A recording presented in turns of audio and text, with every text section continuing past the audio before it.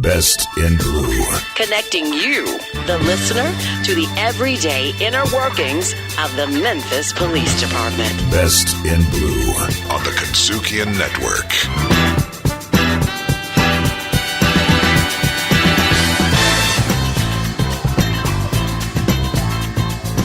We're back with a brand new season of the Best in Blue right here on the Cunningham Network. You know, the Cunningham Network, along working with the city of Memphis, we've designed this show to be one of those interactive shows where our listeners can get a very good feel for the police officers and the work that they do every day to keep us safe and secure in our communities and our neighborhoods. And so when we do that, we like to bring in the leadership of the police department as well as officers to kind of talk about their day-to-day activities, the work that they do in our community. And one of those operations is called the Training Academy. That's right, folks. Not the police academy that you've seen on TV, but the actual Training Academy.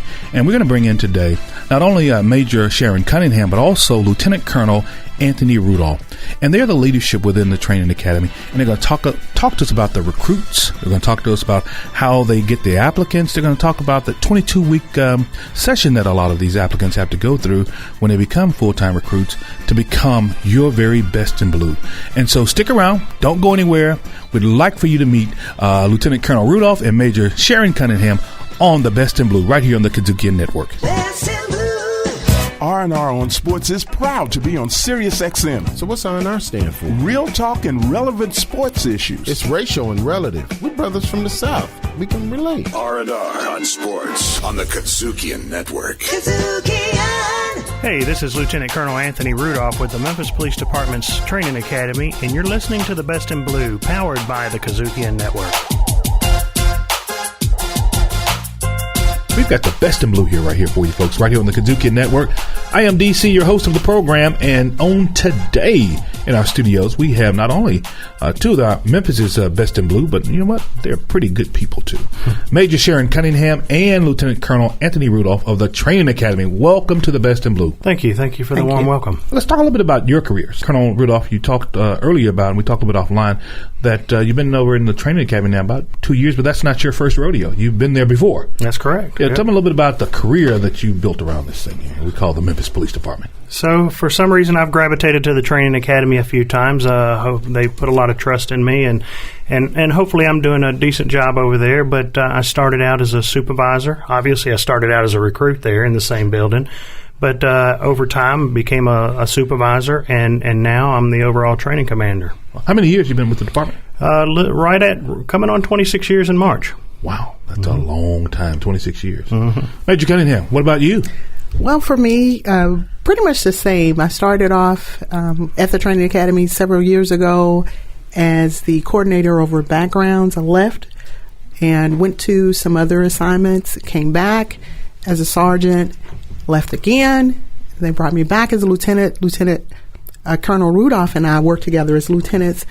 Then he left, I left again, and now I'm back. Wow.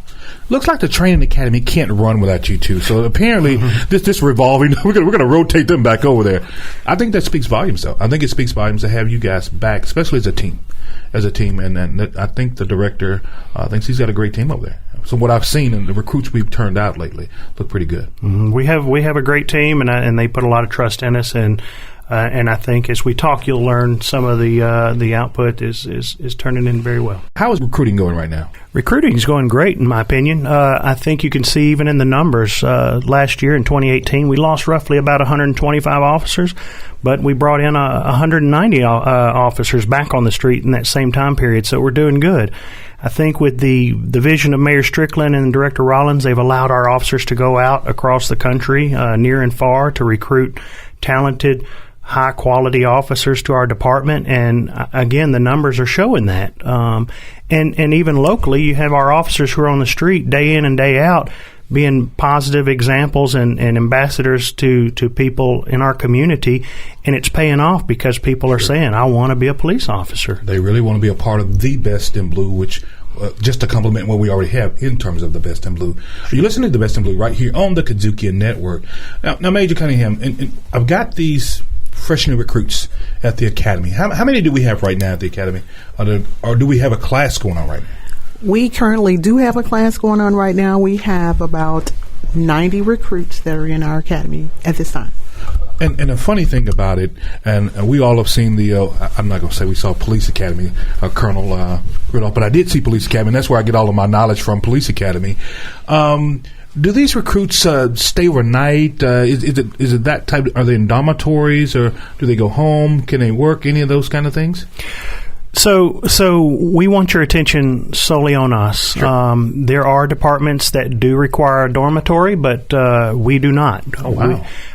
And so our recruits are transient. They come in every day. They're expected to be there at a certain time, and we keep them most of the day. And so they go home at night to kind of share that with their family and friends.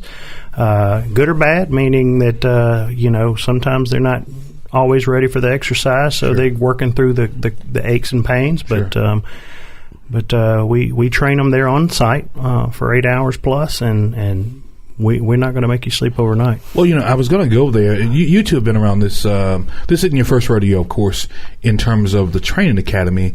Do you see, as a training officer, and I'm sure you get a chance to go around the country and talk to other people who are doing other officers or other leaders who are doing training, does it make a difference if I stay on site or if I'm at home? Does it really make a major difference? Other than, me being, and you listen to the Best in Blue right here on the Kazuki Network, other than, like you just said, I get a chance to kind of share my day with my family. Hey, this is what I'm going. This is why I'm going through this. Not only to serve and protect, but also to serve and protect you and to feed you.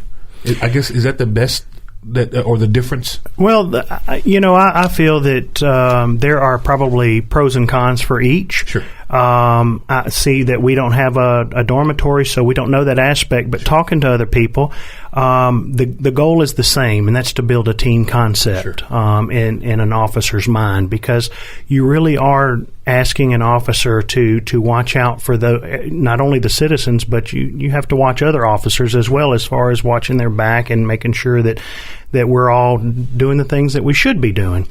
One of the ways that a dormitory would help that is you fully immerse them in an environment where you can kind of really monitor that, and it takes root.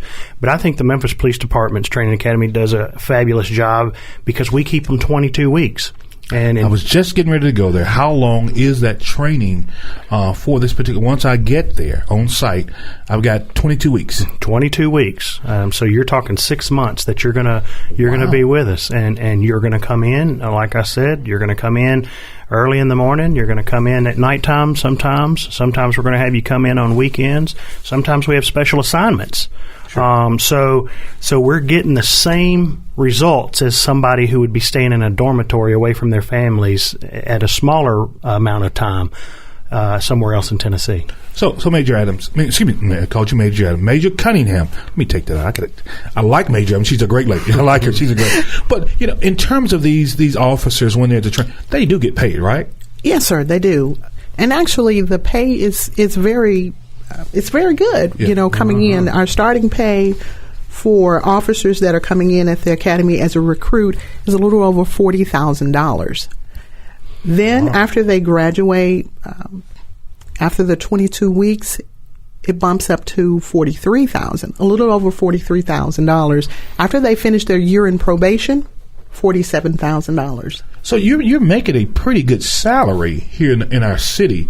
And when you look at the MSAs and all those types of things, and you try to compare salaries around the country, that's a pretty good salary here in the city for training. Correct. We're talking about just training right now, not necessarily just being full-fledged out there in the streets, right? Absolutely. And so when you got those recruits, so on his or her first day in the academy, the training academy, what should they expect on just that first day?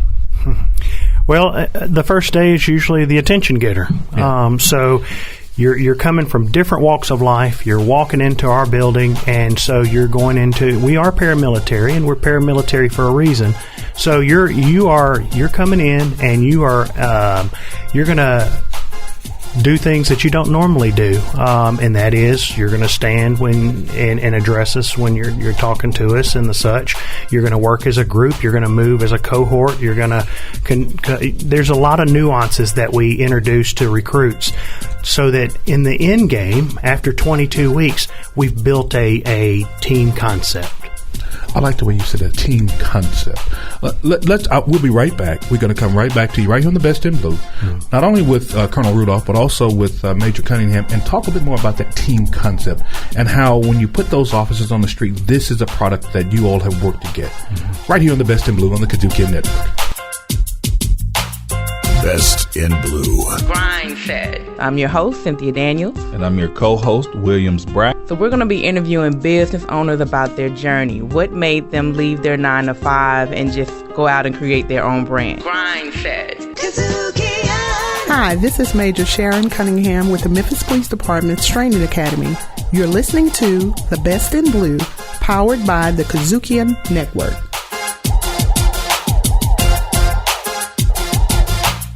Welcome back to the Best in Blue here on the Cunningham Network. I am DC.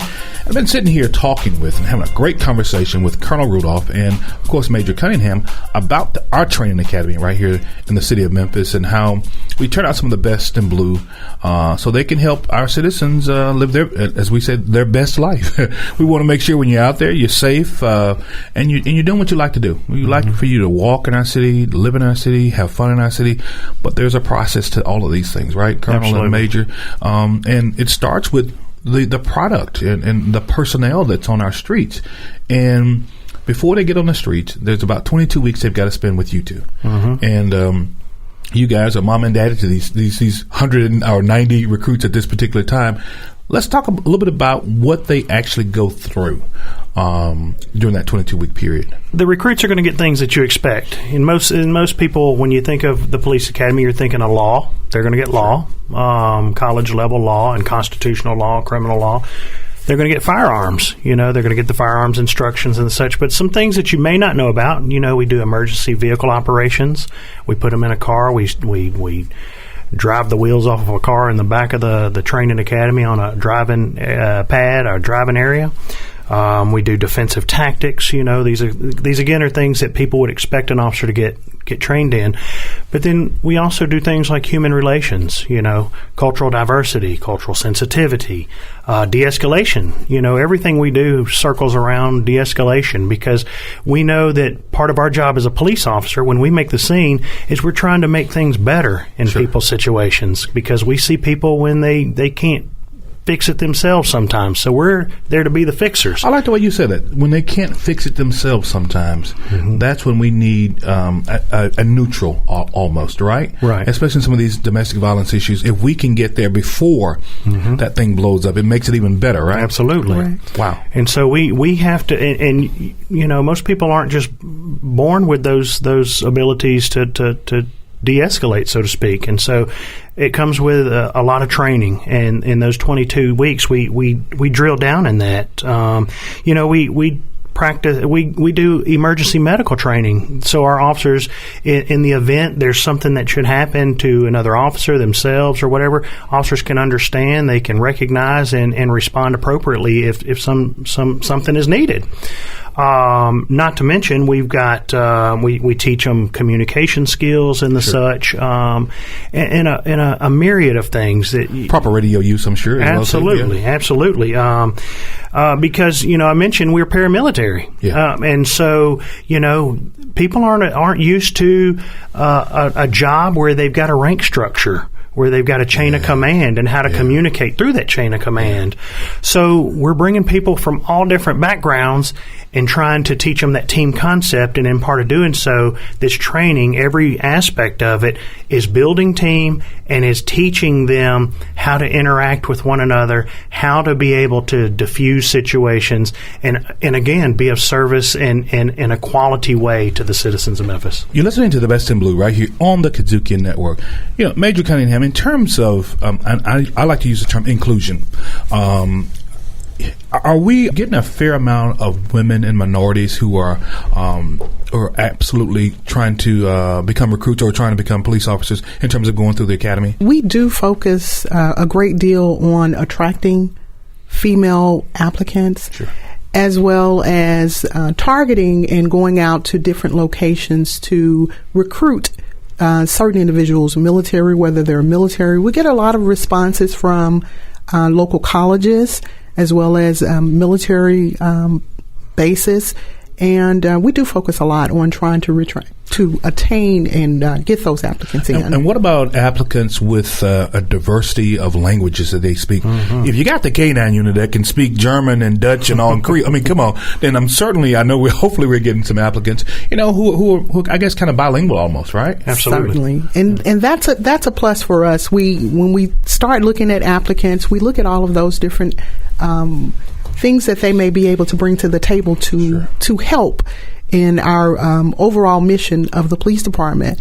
And we also focus a lot on the community with our community-oriented policing, like Lieutenant Colonel was mentioning during our training. When we talk about community, we just focus on trying to instill all of those things in the applicants. Sure. And so, DC, if you take a drive through our city and you look at the different areas within our community, and you see the different lifestyles, you see the different ethnicities and everything, when we try to compose a class, that's really what we're looking for. We're looking for a makeup of what our community is. A diverse class. Huh? Absolutely. And so, yes, like Major Cunningham was speaking to, we love it when we get a large group of female officers. Yeah. We love it when we can reach out to the Latino community and get a lot of bilingual officers, because that's where our community's going. And so, regardless of the segment of society, we want to make sure that the Memphis Police Department reflects the community it serves. So speaking of inclusion and diversity, not only in our department, but also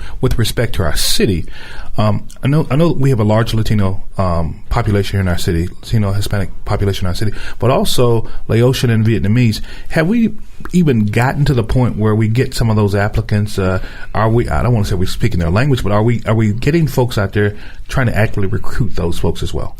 Well, I'll say this: our doors are open to everybody. Sure. And being that we'll accept applicants regardless of whether or not they can speak 4 or 5 languages. Sure. We'll take them. It's always a plus for us because we can reach our segments of society.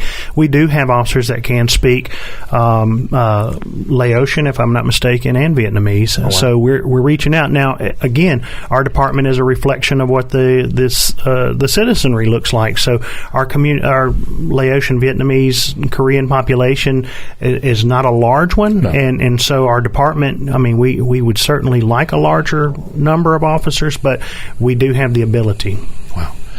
Major Cunningham, what do you find to be one of the most difficult parts when it comes to the training for the recruits that you've seen over the number of years and your rotations in and out of training? I think the initial acclimation to the training academy is sometimes the paramilitary piece of it. Or? Yes, and just having that discipline sure. and that structure, because of course we try to get the most qualified applicants, and when we get them there, we want to get them acclimated to our culture and exactly what goes on, and everything that we do at the academy, we do it for a reason.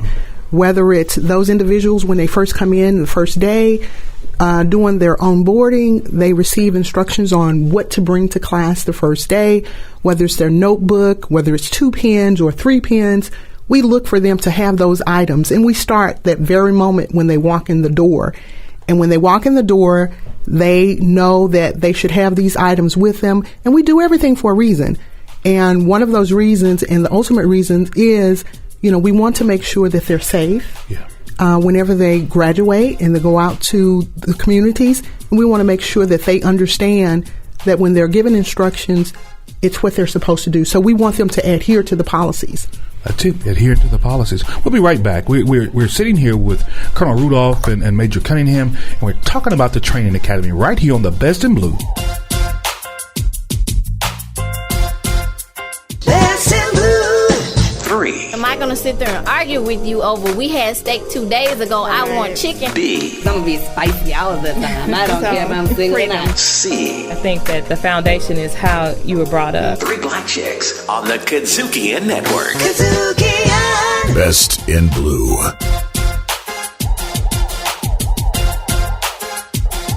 We're back right here on the Best in Blue on the Kazuki Network. I am DC, sitting here along with Major Cunningham and Lieutenant Colonel Rudolph of the Training Academy, and we've been getting into this thing. It's hot, y'all. It's hot. You got to catch this show. Got two great personalities, two great Memphians, two great members of the Best in Blue. And, Colonel, we were talking a little bit about some of the performance measures. You got this recruit, you got this now trainee.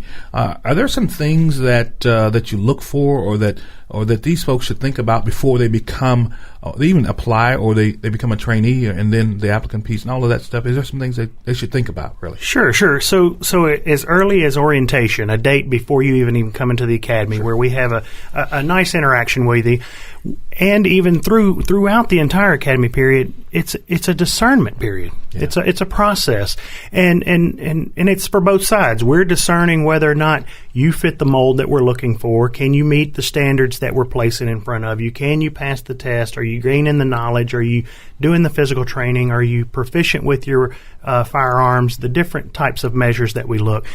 But also more of an internal introspection that we're asking our trainees to do, our recruits. And so, this job's not a cookie-cutter job. So it's not for everyone, right? It's not for everybody. And so we're asking you to really look and see, are you service-oriented? Are you able to go in and help somebody make their life a little bit better? Yeah. Are you able to walk in a situation and diffuse it, as opposed to make it worse than when you got there? So, we're asking you to take a peek inside to say, are you able to function and do the job and make the world a little bit a better place, if I can say cliche that out there. That's a good way of saying it. But we also have to realize that people, they get their knowledge of police work from a few seconds of driving by a scene or watching on TV the different episodes of different shows. Like me. And you get an idea of what police work is. So through 22 weeks, we're showing you what real-life police work is. We're giving you the real deal Holyfield, right? And what's expected of you. Wow. Some people come with religious convictions. Some people come with a very passive personality. And some people start to realize, maybe this is not for me. Wow. And so we'll start sometimes with a high number, and through this process. I want to ask you about that. Has that occurred often that we get, let's say we get 100 in. Mm-hmm. Have we gotten to the point in that 100, just a fictitious number out there, sure, that maybe there's 5 or 6 or 8 or 9 or 10 that say, well, maybe this isn't what I thought it was, Major, Colonel? Do we ever get to that point sometime? Oh, absolutely. It happens in every class. Is that right? In every class.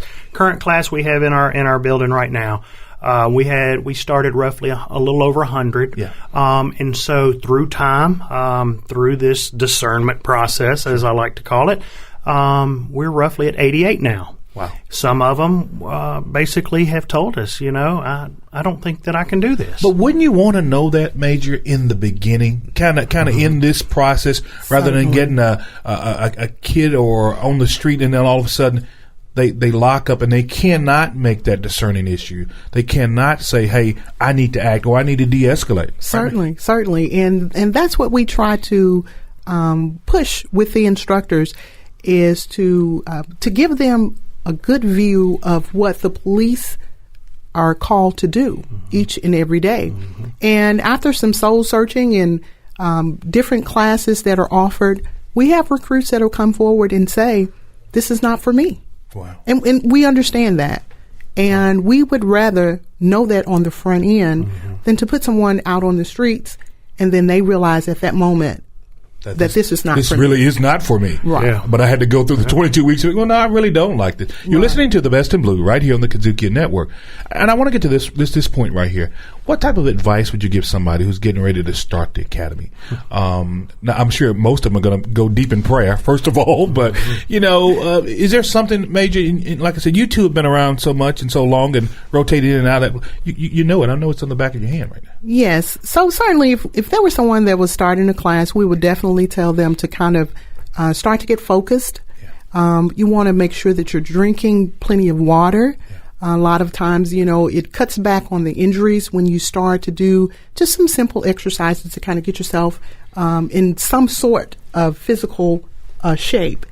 and just staying focused, and also fostering, just telling them to try to keep a good family support network that fosters a good balance between home and work, because that's going to be needed. Colonel, is half of this thing mental? Is half of it mental? The mental conditioning to say, look, I can push myself, I can do this, I can serve my community, I can serve myself, I can have fun, but I can do this. Is some of this stuff mental? I think it touches all of it. Yeah. You mentioned prayer. Yeah. I'll say there's a spiritual aspect to it, because you need to really pray over the discernment piece. There's a mental aspect. There's, because this is a very high stress job, and you've got to have proper ways to deal with that high stress. You've got a physical aspect. Sure. If yesterday you sitting on the couch throwing down bags of Cheetos, and then all of a sudden think you're going to come in and start running. I do too. And you want to run 2 or 3 miles the next day. You've got to start acclimating. You've got to start getting ready for this, because this is a career that I promise you it's going to take you to the mountaintops. Yeah. You're going to see and you're going to feel and you're going to know the good that you're doing in the community. But in order to do that, it's like the old saying that what you put into it is what you're going to get out of it. Wow. Major, in terms of the physical piece, the physical conditioning, give me just a brief synopsis of take me from, how do I get this to I got this now from a physical condition standpoint? From a physical standpoint, when the applicants come in, they are required to be able to run at least 1.5 miles in about 16 minutes and 30 seconds. So that's a good starting point for anyone that's interested. You know what's going to be required of you coming through the door. And when they come to the academy, we don't just on the first day put them out and run them 5 miles. Sure. We're not going to do that. It's going to be a gradual progression.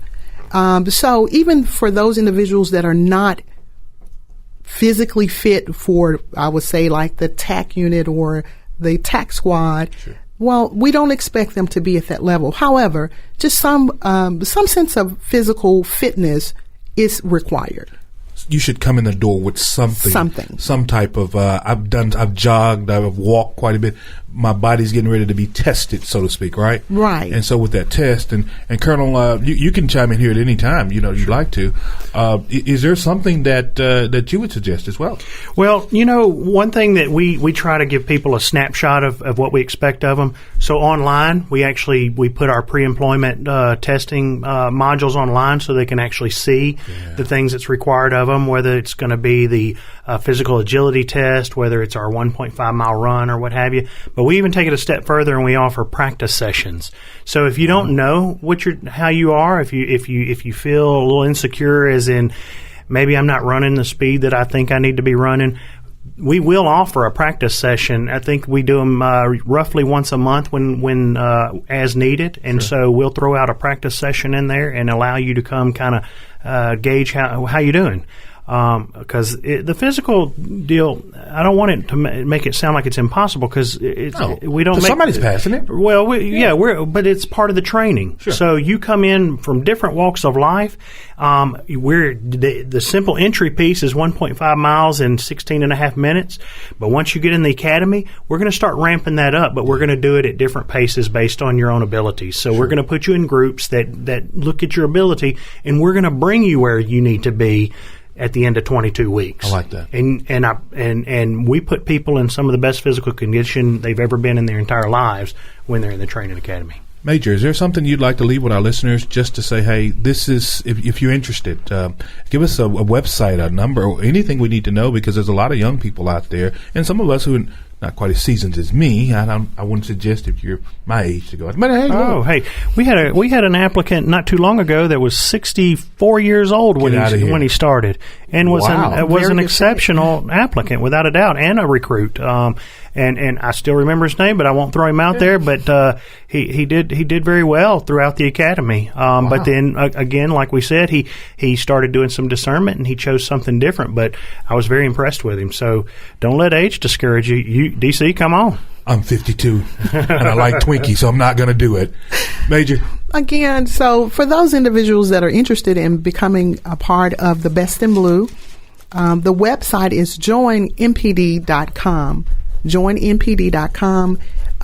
You can go to the website, and it will give you information on the run, the exercises that the Lieutenant Colonel was talking about, the practice exercises, those types of things. It also give you contact numbers as well. So if you have additional questions, you can call the Training Academy and talk with any of our background investigators, and they can give you more detailed information. Sometimes individuals have questions about very, very, I would say, sensitive questions, Sure. The things that they may not want to just talk to anyone about. Feel free to call the Training Academy and speak directly with one of our background investigators, and they can give you direct information on what to do and how to do it. Colonel, you got the last word on this one. So let me. I want to just kind of say this. A lot of times people think that we're a machine where we're creating soldiers, so to speak. Sure. But I want to leave you with this in mind. We've implemented a community service aspect within our training program that allows the trainees to go out into the community to experience, be around citizens of different backgrounds, different ethnicities, different parts of the community that they're going to serve, and to give back even while they're in the training academy so that they can understand the community that they serve. Because at the end of the day, after 22 weeks, we want to make sure that what you referred to as a product in the very beginning of this podcast, that product is something that the community can be proud of. Wow. And it's something that we're proud of. Well, we're mighty proud of you all. Lieutenant Colonel Rudolph, thank you for coming by. Major Cunningham, thank you for stopping by the Best in Blue. Thank you. We'd like to have you come back again. Thank you. We'll be glad to. Right here on the Best in Blue on the Kazukian Network.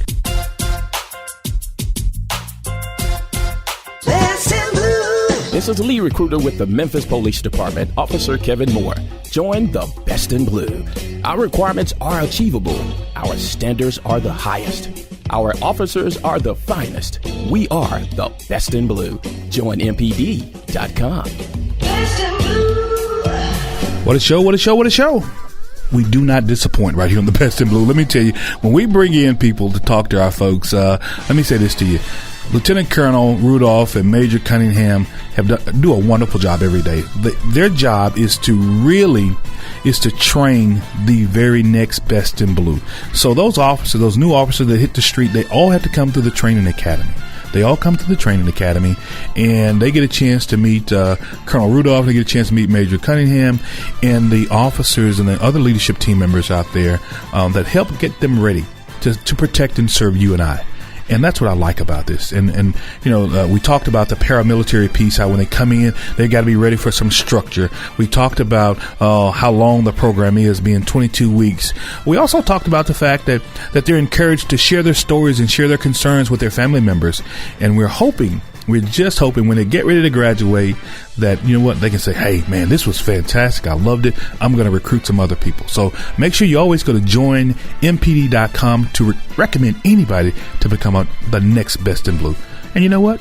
Stick with us right here on the Best in Blue on the Kazukian Network. Kazukian Network.